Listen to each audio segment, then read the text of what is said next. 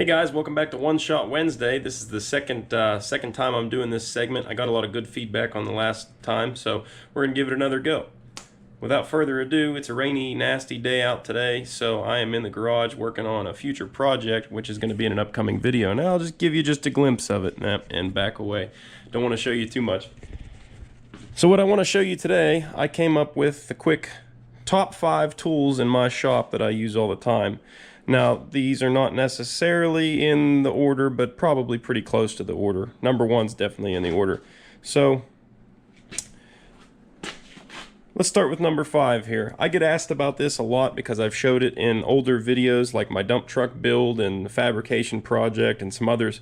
So if you haven't seen those videos, go ahead and click the link in the upper right hand corner here that's going to show up now and go back and check out some of those videos. But this saw is a skill saw. This is called the Outlaw. This just happens to be the one I bought. There's a bunch of saws like it on the market, but this is the only worm drive one, which is what attracted me to this one. And basically this thing will cut, well, the depth gauge will take you up to like 3 inches, but that's for like angle iron and stuff like that. You wouldn't want to try and cut plate that thick with it. But I've cut 1-inch plate with it just fine. This piece of 3/4 inch here on the bench, this was all cut with that saw, and it cuts beautifully. It makes very nice cuts. It doesn't heat up the metal. You can touch it immediately afterwards. It doesn't leave a bad burr on it or anything. And it collects all the chips in this little housing here. I emptied it, but it collects all the metal shavings in there, so that's nice. The blades are a little expensive for it, which is the only downside, but they're these carbide tipped specific for this application metal cutting blade. I want to say I paid like 38 bucks a piece for the blades, and they last a pretty good while, so that comes out nice. Number 4 on the list, my Millermatic 252 welding machine. This is a MIG welder. This thing is a beast. This will power through, I think it's rated to go up to like 3/4 inch in one pass. Pretty good bit. Let me see. 1/2 inch. It's rated to do 1/2 inch in one pass, but you could probably honestly get away with doing a little bit more. But this thing welds great. I haven't got a ton of runtime on it, but this is my second Miller machine, and I'm very happy with it. So that thing gets used quite a bit, but just haven't had it that long. But I've done some pretty good projects with it and been happy with the way it runs. I run straight CO2 in it as well, which a lot of people don't know you can do, and it's cheaper. It does produce more spatter in the weld, but it's a lot cheaper. Number 3 on my list is going to be a grinder. It doesn't necessarily have to be a 4-inch grinder, or I've got a bunch of them. I've got a 9-inch hanging over here on the bench. These Bosch ones, though, I've been extremely happy with these. I really like these. Somebody bought me these for a birthday present when I was like probably 15 or 16, and I've been running them for years and years now, and they still run great.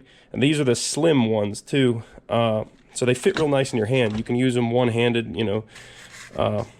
Makes them really nice. I also like the triggers. They're locking style like that. You can't bump them very easily. It's pretty tough to accidentally make one of these turn on and it'll jump all over the place on you, whereas a lot of grinders that have the trigger down here definitely do that. Number 2 on my list, I could not be without these things anymore. And there's a different model now that's out. That's the Bosch brand, but since I already have DeWalt batteries systems going, I'm not going to switch. But the Bosch one's really cool, where this 1/4 inch drive goes in. This is an impact driver, by the way, I didn't say that. Impact driver, this is a 1/4 inch drive impact driver, but where you put your 1/4 inch drive bit in here, this is tough to do one-handed. So where you put your 1/4 inch drive in here, Bosch has one, and there may be other brands that have it too, but I've only seen the Bosch. This is a 3/8 anvil, so this piece right here, or I'm sorry, this is a 1/2 inch anvil on the Bosch. And so you've got a 1/2 inch compact little battery operated impact that has impressive torque for the size. You wouldn't think that something like this could really have much jam to it, but I tell you what, I've tightened some stuff up with that thing and been impressed at what it already had torqued to, and that's with a 1/4 inch shank and a 3/8 adapter on it. So this thing's fantastic in the shop. I use it constantly, and I'll tell you what the other great thing is to have. I couple it with these bad boys all the time. These are Gear Wrench brand. These are 3/8 impact rated swivel sockets. these things are great because you can pretty much just grab this rail, take it with you to wherever you're working on, probably have the size you need there. You know, it's got, this rail goes from 5/16 up to 3/4. So these things, you know, with a small extension, you can get these in a lot of places because they swivel, and that impact can really bust some stuff loose like that. So those things are awesome too. That's a little bonus one for you.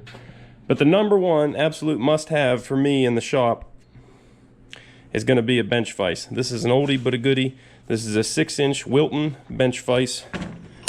She's got some miles on her, as you can see by the back play in it before it starts moving.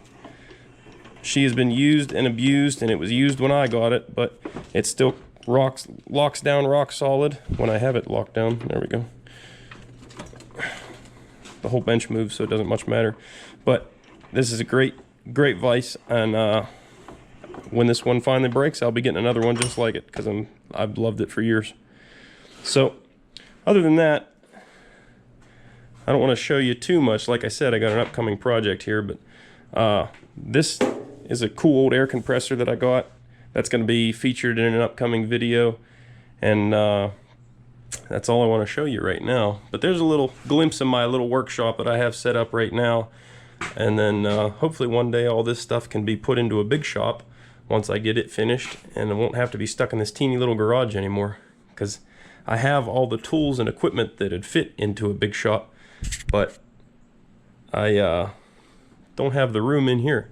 So anyways, thumbs up if you like the video, guys. This is the second One Shot Wednesday. Let me know what you think. Let me know down in the comments what your top 5 tools are in your shop. If yours are different from mine, if you think mine are all wrong, let me know down in the comments. I like getting you guys' feedback. So I'll catch you guys on Friday with the weekly video.